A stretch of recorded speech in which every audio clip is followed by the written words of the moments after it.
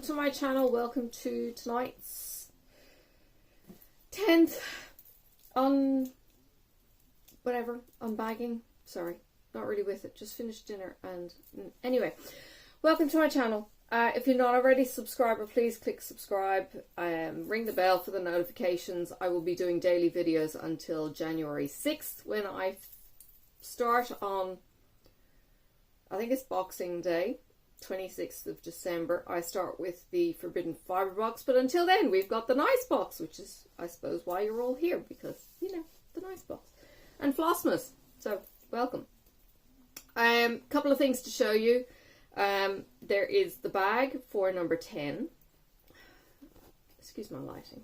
I haven't peeked, but listen, don't feel bad if you can guess sort of what's in any of these packages. I mean, for instance, I know this is what it is, but I don't know the flavour of what it is. Does that make sense? You'll see in a minute.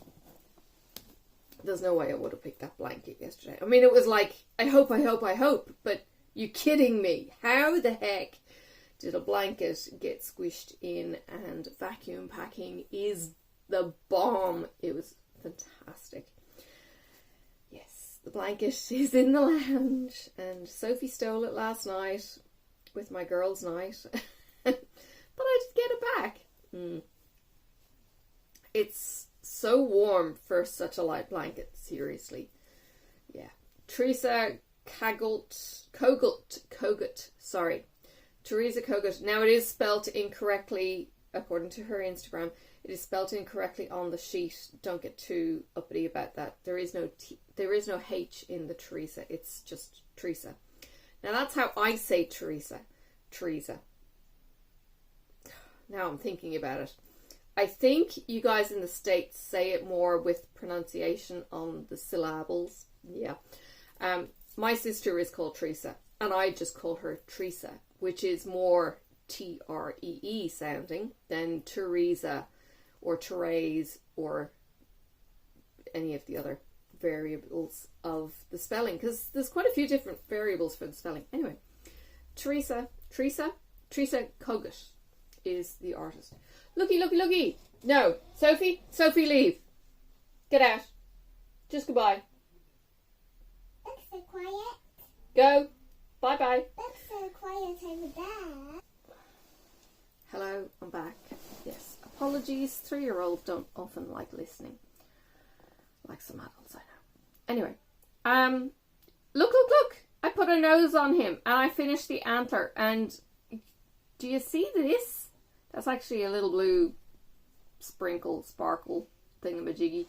They're probably not really going to be seen. I may change them up. And do you think I'm going to count for all of them? Probably not. I'm probably going to just random place the sparkly bits. And maybe even, well, I don't know about heading down to my local needles shop tomorrow, seeing what etoiles are out there.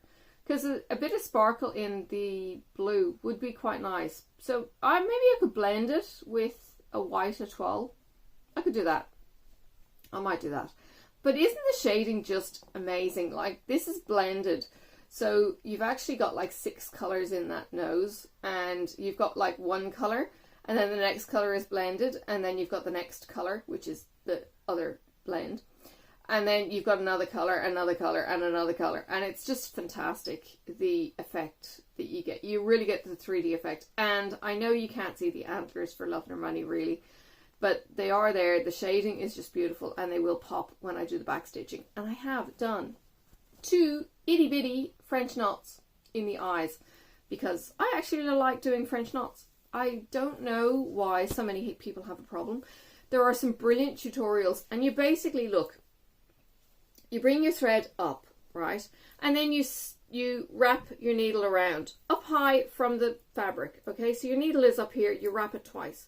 You stick your needle through a different hole in the fabric than where it came up, okay? And then you pull your thread tight. So it's tight around the needle, and you keep going through and you keep holding it tight until you pull the end through, and then you can let it go and it just pulls that last little bit tight against French knot, you're done. I know a lot of people suggest the colonial knot as an alternate. I've had a look at those videos. They're just weird. French knots really are simple. Practice, practice, practice. Watch the tutorials. Get your tension. Your tension, I think, is the most important. Get your tension, and seriously, you will love them. I do. You just go up a hole and you go down a different hole. That's what works for me. Like, you go up right next to it. You go back down right next to it. But if you go down the hole, you're going to pull the knot through. And that's probably what people are doing wrong. And they're misjudging the destination of the thread. Alright, scratching number 10.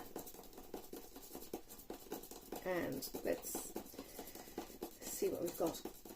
The scratchy stuff is making a right mess on the bit next to it. So, okay. Well, like I said, you're going to know what this is. If you've been stitching any, couple of weeks, you're going to know what this is. I can actually see through it as well. That's funny. It's a pair of scissors in number 10. Okay. I'm going to have to figure out maybe... Oh my goodness! See? There's no way I would have picked these as being what was in the bag. Looky, looky. Aren't they gorgeous? Like, I'll get them away from my face. Aren't they beautiful? Okay, this is not the normal peacocky kind of thing. And there's a little safety thing to stop the top. Yike. They're quite savage. This is the problem with these scissors, right? With any scissors. That really strong point, it's going to stab you in the ass. Well, I actually tuck mine under my butt, but I use fold-up scissors. I cannot tuck this under my butt. So what I was doing, and I'm going to put it away, the scissors I used last night to open the packaging, I actually put a scissor fob on those, and the scissor fob, now I was very, very lucky in some respects. A friend of mine, Cal, gifted me the little pouch that I have it in. It's a Notions pouch, and she gifted me that. She didn't make it, but she does make project bags. She gifted me this pouch, which is quite tight in the pocket. So the main pocket, and it's only small. It's only, small notebook size. So you can fit your scissors. You could fit I think I've got my 3-inch square in it from On The Go Stitching, from the Black Needle Society. I've got that. I've got a needle minder, and I've got maybe some bead needles, or a little pin heart that has some needles in the pin heart. But there's a couple of things in the Notion bag, which is what Notion bags are all about. You have the little bits and pieces. So this was perfect, or the scissors was perfect. Sharp needle in the Notion pouch. It wasn't slopping around in a pencil case. It was snug and secure in this tight little Notion pouch. I'll show it to you tomorrow. Getting out of the beanbag is... I'll pause. Wait.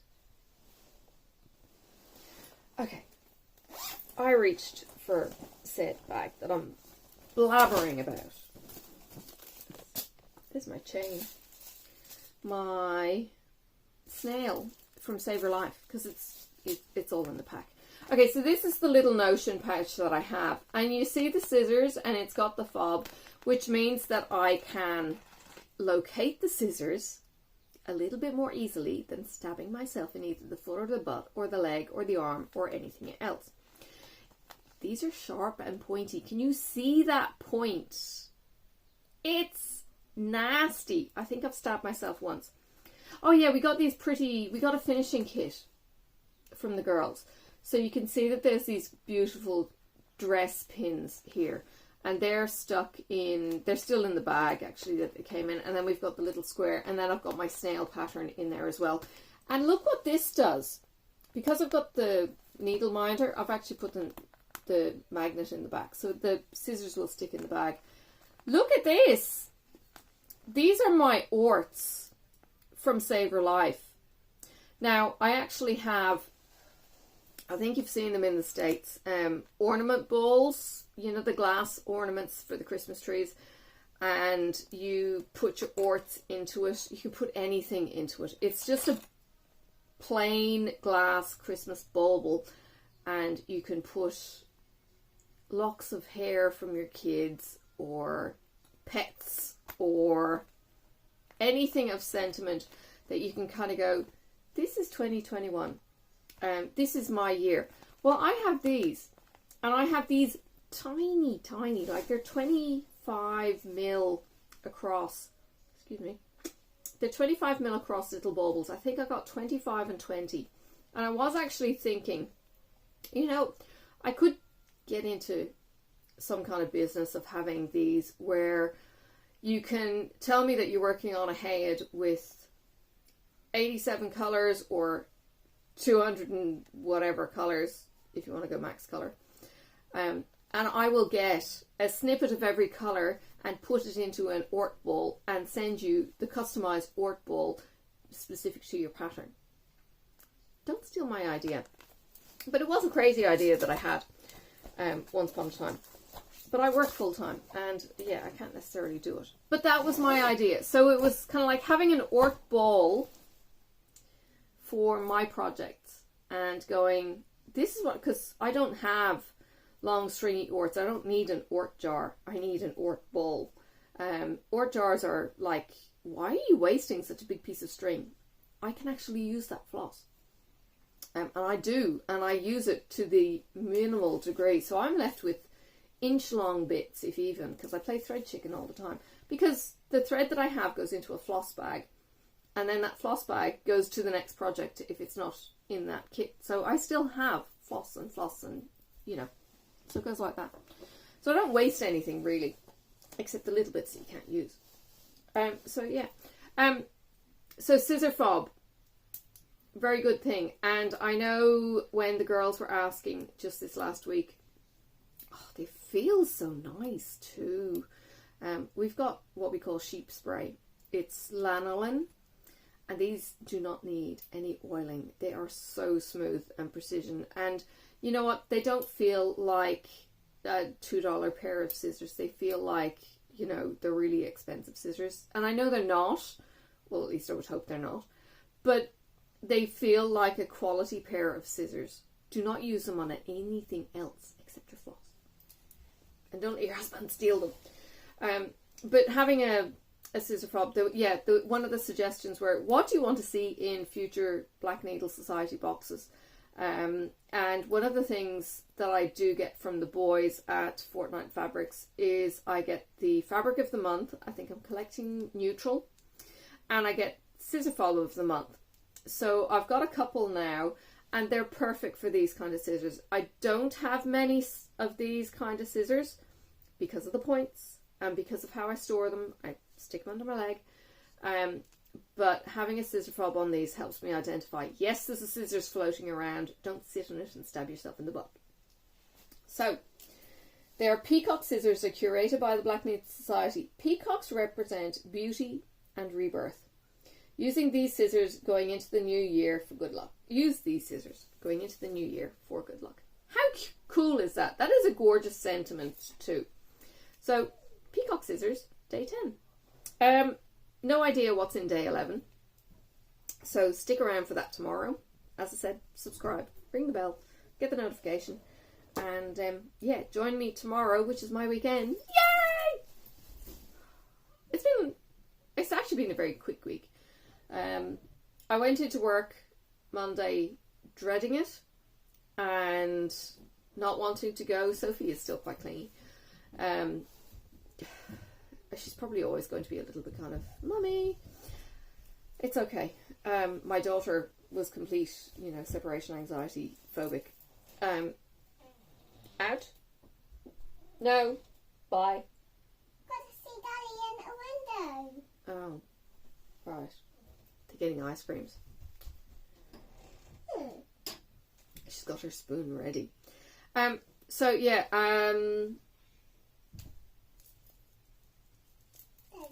where was I? Yeah, start of the week. Just did not want to get into it, and by the end of the week I'm kind of going, I could do this, and a job vacancy came up and I'm kind of thinking, yeah, I'll talk to the people and, you know, put my big girl pants on and find out a bit more about the job, and I'm kind of going, I think I could really do this. And there's a little bit of a spark of excitement back rather than fear, dread and loathing.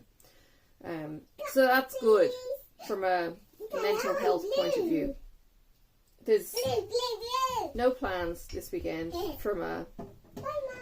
Bye, Sophie. She just fell over the step. Hang on. Alright. Crash, bang, wallop. Hug. Fixed it. So yeah, it's good. Doesn't mean I'm going to get the job if I apply for it. But it's nice to not dread going into work. I've certainly been at that place many years ago. Cried going to work. Cried going home because home wasn't a safe place.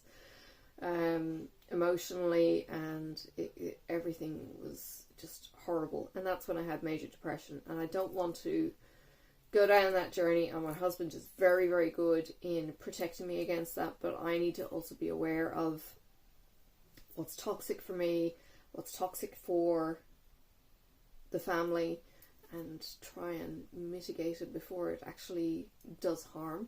I mean, it's not saying that it's not doing any harm at the moment, but you know, mitigating some of that destructiveness that can happen when mental health is in play. So, with that, I'm going to go. I'm not going to have an ice cream tonight. I had some ice cream last night. Only a little bit. Because I'd had a pint of ice cream the night before. Shh, don't tell anyone. Yeah. Look after yourselves. Please do take care. I know it's crazy out there. And it's going to get crazier here in Hobart in 5 days. Wednesday, our borders open. I know you guys in the States and anywhere else in the world have been dealing with open borders and COVID. Tasmania hasn't. We've been very sheltered. We get to do life pretty normal, and our world is going to be shaken up. Our vaccination rate is really good, but our world is going to get shaken up when Delta, Omicron and Omega, Beta, Pi, Kappa, Watsy, Hootie, Thingamajiggy gets in. It's hard work. And I've got friends who've got COVID right now, and I hurt for them, hurting physically, not being able to taste their food, being drained, being tired, and this is the first week, and who knows where it goes from here for them, because different people have different long-term reactions. So, yeah. Alright, I'm going. Bye. I'll go join the family and you go join yours. Alright. Thanks for watching. Bye for now.